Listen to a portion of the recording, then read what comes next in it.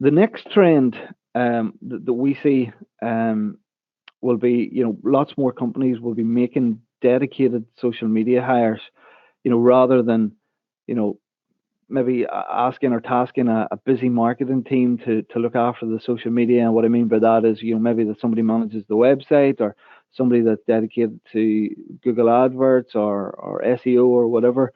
Um, they'll be hiring dedicated social media executives or social media managers, or even some businesses sort of almost palm the social media management off to um, somebody as a side project. I've seen administrative people being tasked with social media. I've seen the young person in organizations being tasked with social media because they're on it and they know how to use it.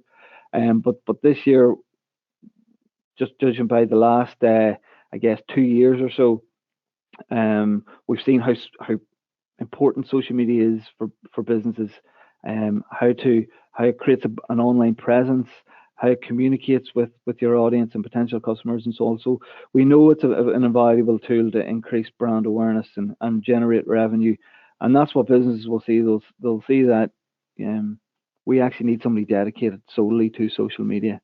And this year we will see companies dedicate more time to that, and individual social media employees to really prioritize social media for organizations.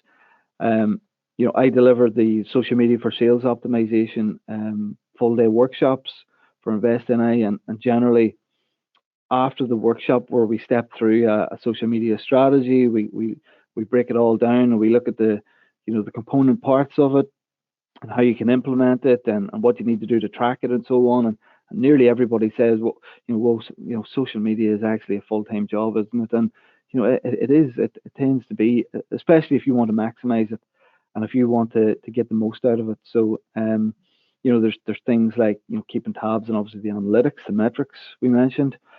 Building and engaging online audiences. Researching competitors and researching other brands, actually creating the content and scheduling the content.